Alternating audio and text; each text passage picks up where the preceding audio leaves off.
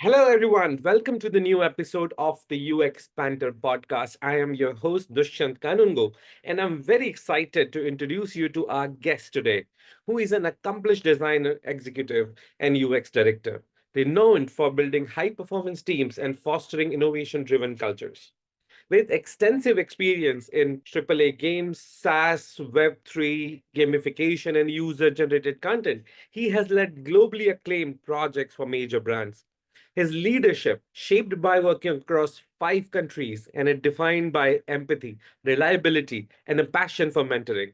Please welcome Ruwan Fernando. Thank you. That was a wonderful welcome. Cheers, Dushyant. So there is always this wonder that lies with people who have been born in different cultures. They have been growing up differently, as in different places, and absorbing so much culture. I mean, one thing which pushed me when I was, looking for your profile or, wanting to talk to you is about the experiences as they shape individuals into becoming the designers they are. And I'd really love to talk about your story as how everything happened. Fabulous. Where should we begin? Just a little bit of history, perhaps? Yeah. Well, the whole UX thing all happened quite by accident. I was never supposed to be here. I wanted to be a chef. But I was born into a family of engineers and doctors. And as you know, being South Asian also, like anything other than that really has no has no value. So, It's just Asian thing, not just South Asian. This is the oh, is that standard right? run of the Malaysian. But somehow we get discounted by that pressure. They believe that we don't have that, which is Hmm. quite a shame, really. That's a good point, actually. Yeah, true. It was difficult being the artistic kid in a family of really high achievers, and for the longest time, I wasn't sure if I was adopted. I had questions, but it was difficult growing up in that environment, wanting to be expressive and artistic. I was, a theater kid. I did theater in school, musical theater, did drama. I was in the English Lit Club, and I was in this family of people that really didn't operate that way, didn't think that way. And it was only as an adult when I met more of my mother's side that I realized we have architects and artists and poets and writers. And I was like, oh, okay, it makes sense now. But, I grew up in a small country called Sri Lanka, just south of India. And it was my youth, really, it happened around a civil war. So I was trying really my best to find my place in the world, so to speak. And I realized that it wasn't there. So I was really eager to see more of the world. And I was lucky enough that my family is a family that traveled and had shown me a lot of the world outside. That context of being taken out of what is familiar and shown more of what is out there, it never really left me, that wanderlust, you could say. So I started my first job in tech in 1997, which is it's too long ago. And it was through design that I really found my way out. I got a scholarship to a university in Australia. So I went to Australia to do a design degree, which really focused a lot on UX, even before we were really calling it UX, like cognitive sciences, behavioral studies, interaction design, etc.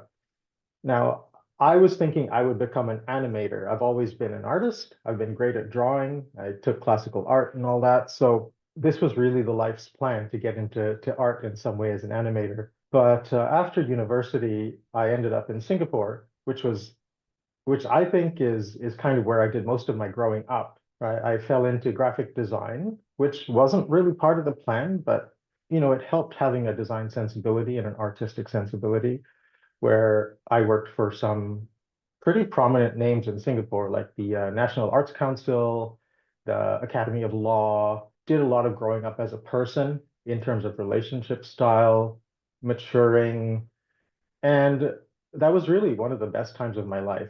I had this moment of global context. I felt like I belonged to a larger whole there, right? And I think that is a big part of what informs my leadership is this idea that we are not singular, that we are so connected, we are part of this giant network that we're plugged into.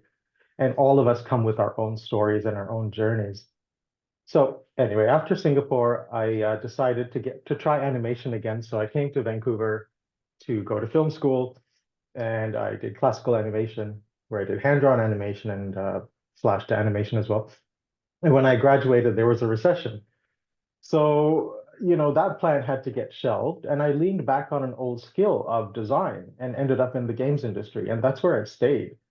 I started really as an interface artist, and then as the industry itself started to mature more and more, I started to create more of a space for myself in UX, and that's where I've been. Through that industry, I've lived in the UK for a little while, and now I've just moved to Toronto a couple of years ago, and this is where we find each other. Well, I think that in the end, it is sum of all experiences in total that you become. I mean, ship of Theseus is a reality that you are not sure if you are the same person, but that total sum of life experiences shape the way we pursue and see the world. Now, game UX, which is again a lot of people who want to become game designers as their primary goal, but there is such a wide stream, or the domain is such vastly expanded that people don't understand that what exactly which parts are you going to focus on, because it should be different from all the devices and the shapes and the sizes. Even in the gaming world, when you say gaming in India, it means the games on mobile which are being designed to people who are designing games in Unity or other platforms. And then we are talking about the user experience of it. So, do you have had any preconceived notion about how the gaming industry is going to work out for you, or how did you perceive it at the beginning? I honestly saw it in my most raw form as it being an artistic expression, right? And I think to a large degree, the way you described it, even, I think we're still seeing things like UX as being an artistic expression. And I don't think that's entirely true. I think UX, if we talk about UX, it is the method through which we arrive at an interface, right? It is the artistic stuff, the design artifacts, shall we say, are the byproduct of the UX design process, right? Something has to inform the choices we make, and UX is the process of finding what those choices are. Uh, it's interesting to me because you describe a lot of technology and platforms, and I think that's true to an extent because one thing we do very poorly as UX designers, and I think you might agree with this, is that we don't articulate our place in the process very well, right? I think if you ask 1,000 UX designers, you might get 1,000 different interpretations of what that is. And that might be leading to some of the confusion or some of the struggle we face in our careers, right? We haven't really done a great job of explaining what we do, right? So I think UX is a job of communication. Design just happens along the way. UX is all about communicating your vision as someone that's making a product to the expectations of a user who's expecting to use it, and it's shortening the distance between the two, right? It is really communicating between the two, facilitating that discussion. And we have tons of tools that we use to facilitate that. But really, that's how I define it. Now, when you talk about devices and mobile, I think that's really focusing on the technological aspect, but what we're missing is the human aspect, right? What do we make these things for? We make them for people. And if we leave people out of the discussion, or the longer we leave them out of the discussion, the more the product itself fails to connect with its audience. So this is where I see the game industry, for example, taking cues from the product industry, where the output of or where the outcome of a poor relationship with your user is immediate. It's so obvious because everything is live service, every tweak you make, you can track in terms of usability or in terms of retention, in terms of monetization. In games, it's different. We develop for multiple years and then we ship, and it's really only then that we get these metrics. So I hope to see the industry evolve where we think about users a lot earlier than we have traditionally, and maybe even still kind of do. I would love to see us embrace that user-first mindset a lot earlier. I'm actually at loss of words because you make two very good definitions of UX in the way that you explain. And I think that direction wise, if it has to be edited and heard again, then it is going to be the code that I can use as the promoter for this entire season. I can tell you that. And I 100% agree with the things that you said, especially about the definition of the role for the UX individual, and also being the means for the solution, the first part that you said. And yes, um, but the Quickly, question, before you go on, I think a soundbite, if you want one, is that technology is experienced through the interface. So if you don't build the interface, then you've built a technology that will never be experienced. Does that make hmm, sense? it does. And so now, thinking about the entire solution, there is a big part about user experience that comes in storytelling. And games nowadays, they all about, so people don't care about the graphics as much as they Right. would talk the experience they are going to get out of the entire story, which is Absolutely. happening. And I have personally played a few games which leave you teary-eyed, I mean, to say the least. You feel a big 100%. weight the game is finished. And getting that sort of connection with something that you are actually interacting, you are the ones who is defining the story, you are the ones who are making the decisions. And it is all leading down to a path where I think the games, whether it was the Brothers or the Plague or even the Telltale games that people generally don't want to talk more about because they are just story, but you know what I mean. Yeah, I At do.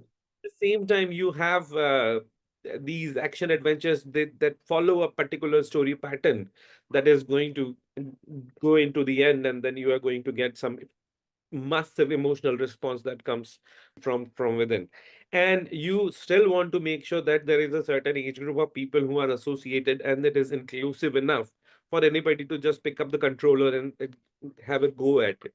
So, Certainly. do you think that there is anybody who is now coming into the industry or in any format, if they're joining gaming industry, they have to be well versed with how the other games are being played, or somebody new who just wants to try and see that if I can handle this, or without the gamer tag associated with them, can work out and can come in and do something?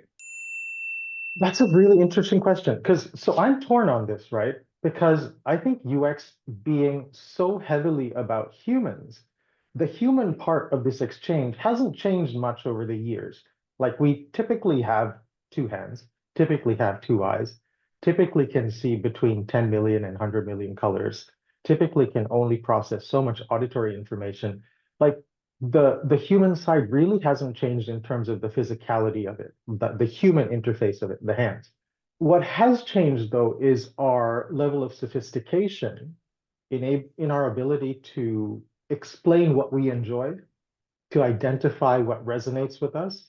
And we have so much choice now that we can choose what resonates with us, like what feels like it's made with respect, made with care, made with empathy. And because there's that choice, it is now harder and harder to survive without that UX layer, right? Because the market is so saturated and the players or the users are very educated and very articulate in what they like.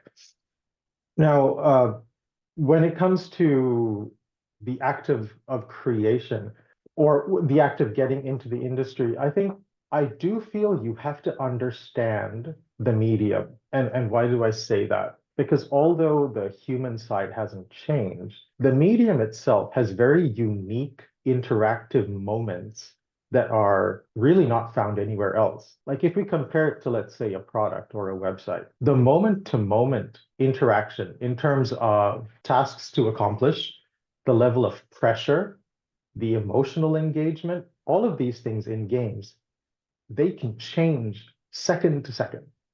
And these are all tools that we use to deliver impactful narratives, emotional narratives.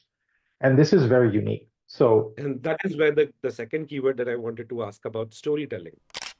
absolutely. Now, all of these devices are methods that we use to tell the story. And the story, if it isn't emotionally engaging, is not an engaging story.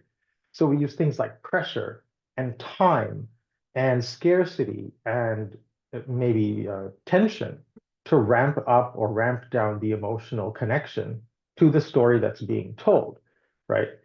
And this is why I think it's really important to understand the medium, to have, you don't have to be a gamer per se, but you have to understand games. You have to be into games as an enthusiast, because that language, not just experiencing those moments of how it feels to experience those moments, but then understanding in terms of, oh, task completion. Yeah, I might be stressed out. I might be afraid. I might be under pressure. I need to survive.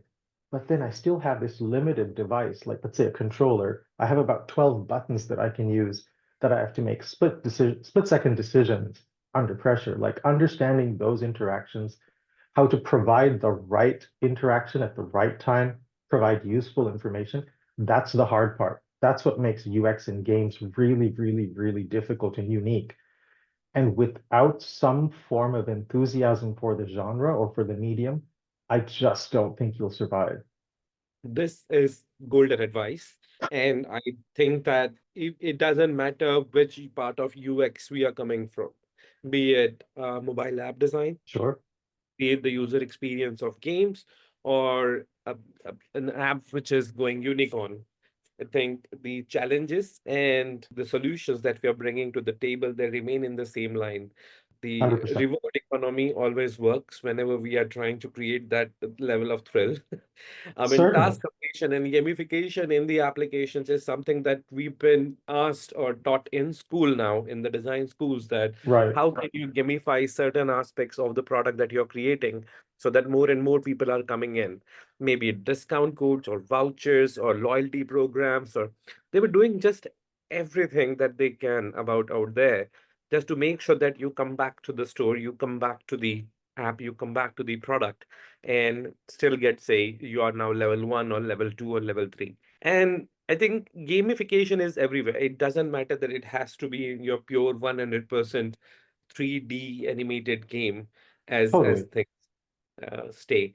All right. So before we go ahead, I really want to take you back and ask you about a few things about yourself in the Please. rapid fire succession. Oh Okay. no, the rapid fire. Here we go. All Slightly, right. I'm slightly concerned. Let's go. Sunrise or sunsets? Oh, sunrise. I love the potential that a sunrise presents you. Coffee or beer? Coffee, I think. Are you sure? Yes, I'm sure. Putting me on the All right. spot here. And with that, your favorite meal that you can cook up any time of the day? Probably like a good steak, some fondant potatoes, and some asparagus with garlic. All right. Your favorite midnight snack? Beef jerky. Okay. Movies or books? You know, I would have said movies originally, but lately I've detached from movies. I don't really, I'm not really into them anymore. So I'd probably say books, but can I say audiobooks? Any book is a book, Yeah, probably but books. Yeah. there is a large connection in your background if it is not a virtual one, Right. like mine is. But there we are. So, saying that books, any book that you can recommend to our listeners? Does it need to be like career related, work related? Ah, anything. There's this incredible book I read as a teenager called The Prophet by Khalil Gibran. And it An amazing was, one. oh, it's amazing, right?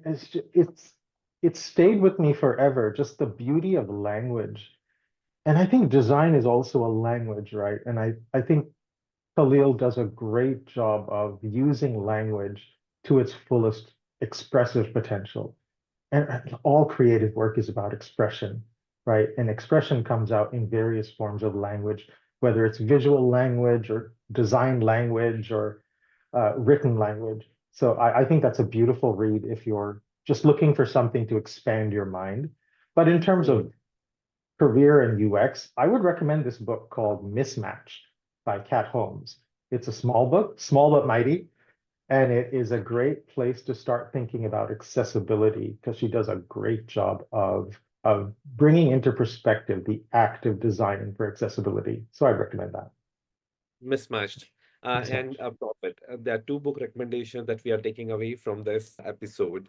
Okay, are you stay in person or do you like to go out? Bit of both. So I'm a high functioning introvert. So I would love a night in. But yeah, by default, I think I veer towards the introvert part of me. But as a leader, or the more I've embraced leadership, I've realized that this is a skill and it is something that you can get better at in short bursts. So I do enjoy being out. I think post-pandemic, we're all craving a bit more human contact. So I think I've probably been the most extroverted I've ever been as an adult now. So I'd say a good balance of both. So, talking about going out and meeting more people, you are going to attend a conference next month. Right, the GDC, that's right.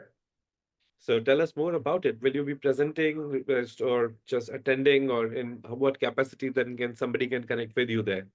I'm just going to connect with the community in general. I've never been, even though I've been in the games industry for 17 years. And it's part of, uh, partially it's because this whole time, I don't think UX has really been given its place of prominence in game development. And I think we're getting better at that now. The industry is slowly maturing.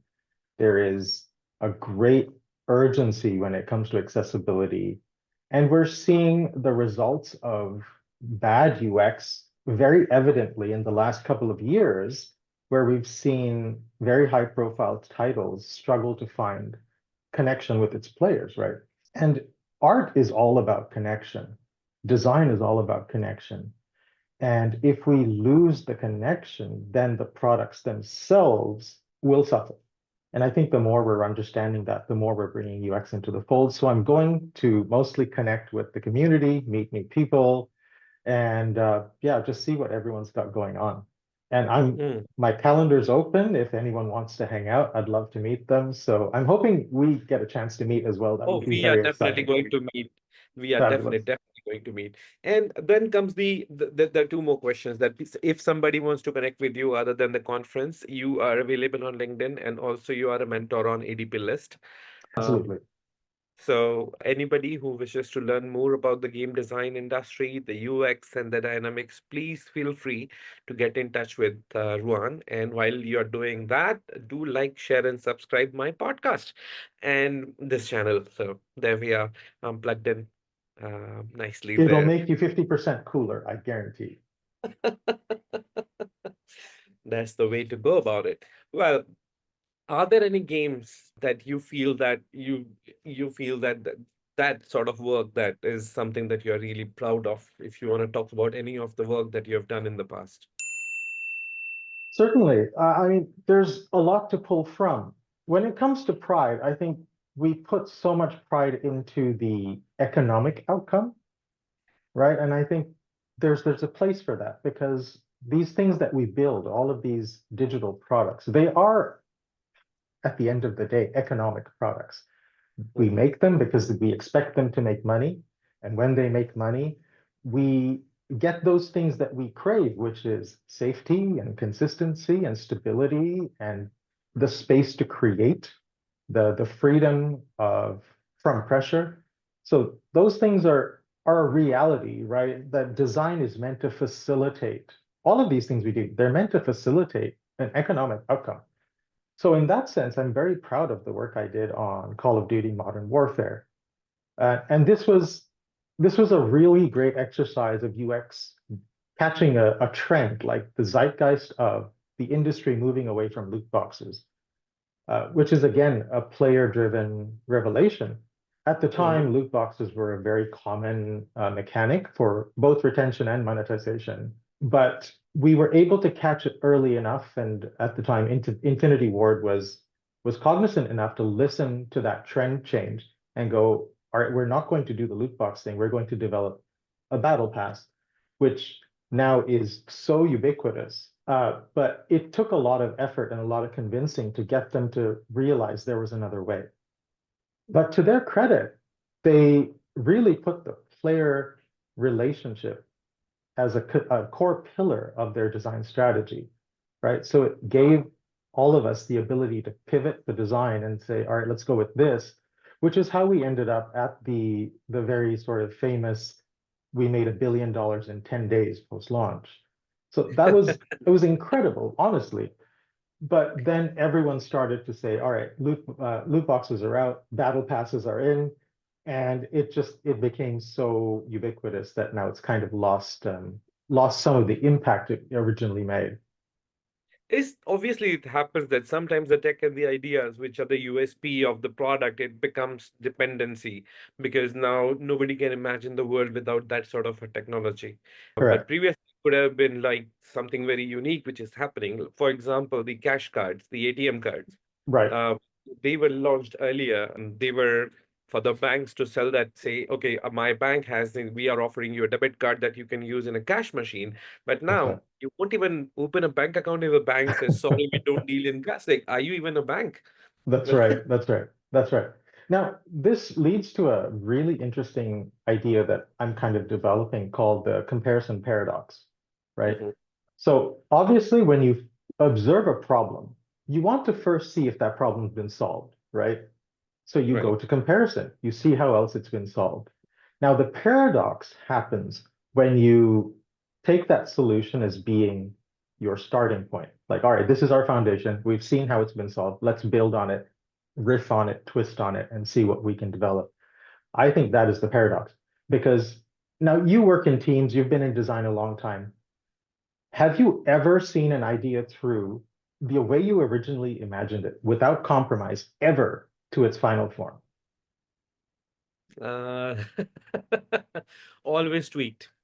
Always Um, tweak. There's always always, compromise, right? yeah. So if you only ever observe other people's solutions, what you're observing is a list of compromises also that you have never seen. So you take that solution and you've taken all the compromises with it without really understanding what the compromises were. So now you build something based on compromises on which you further compromise. So here's the paradox, right? So what you really want to do is you can observe, you can compare, but then you have to unpack, you have to deconstruct those solutions, and then unfortunately build from the ground up again.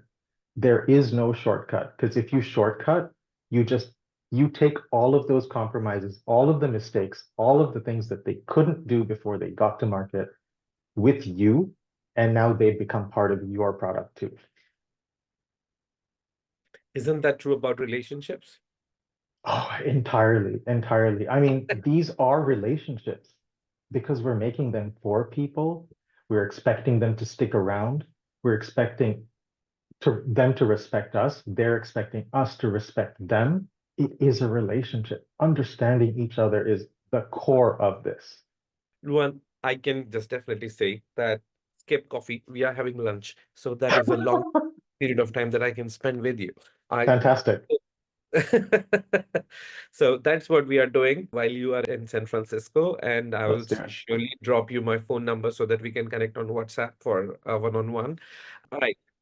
So before we finish this conversation, which I believe needs to be a lot longer, or we need a second episode that we can record sometime in the future. So the Cool. question is, what advice would you give to young gaming enthusiasts who want to follow in? Because you are not doing exactly what your run-of-the-mill gamers or game developers do, but you are doing, which is even, I'm not saying more important or less important, it is equally important to the outcome which people are getting in the end.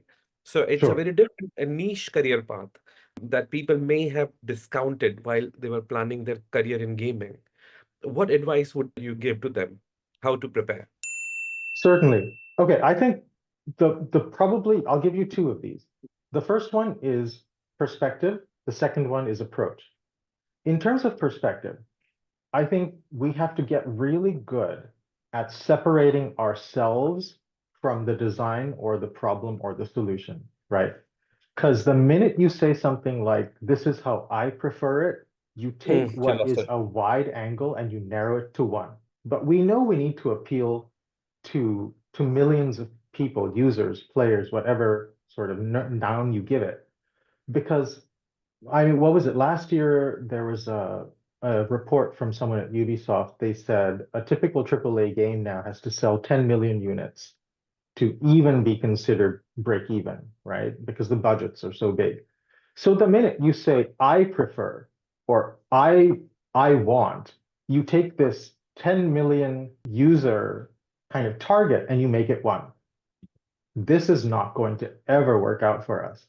So we have to get better at looking at big picture thinking and realizing that our efforts are towards this larger audience, and our audience is not us. It's not our preferences.